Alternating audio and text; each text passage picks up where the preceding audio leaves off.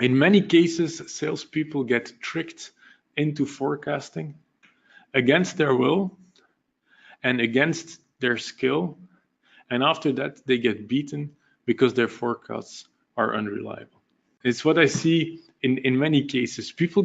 Sales gets pushed into getting involved in the forecast, and they're not necessarily very good at it. And then, of course, forecasts are unreliable, and we continue to discuss about the unreliability of the forecast. I think the first thing we should realize is that forecasting is not a natural skill.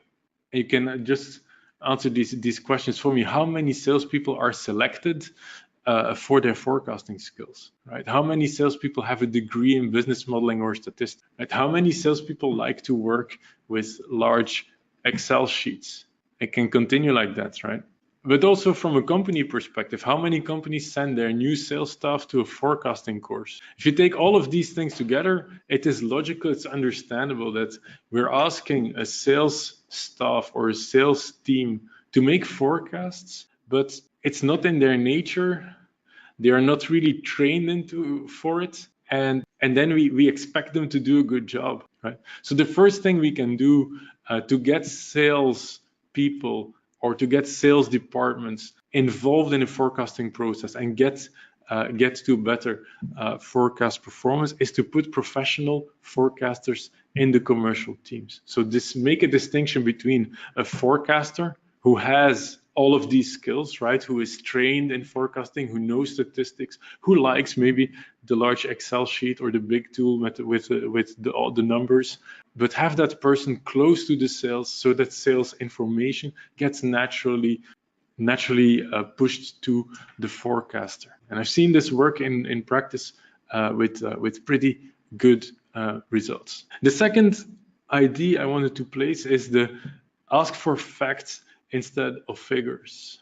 It is true, of course, that salespeople are often the only people in an organization who have information about likely events in the market or at customers. They have this information about events, and we would like, of course, to have this information into our forecast. However, what can be difficult for a salesperson is to estimate the impact of the event. The difficult part is not to know that the event is there. The difficult part for the salesperson is to estimate its impact on the demand. And by asking for those figures, we add complexity and we slow down the sharing of the information. Where an alternative can be to find a way, an easy way for the salesperson to share knowledge about the event. There will be a new contract, there will be a promotion at this client, or this customer will go away, and then use knowledge of past events to estimate the volume impact. Again, this comes back to the start of having sufficient historical data, right? Because of course, to estimate volume impacts from past events, you need to be able to identify the past events in the past and then have a library of historical events that you can use for reference. Yeah?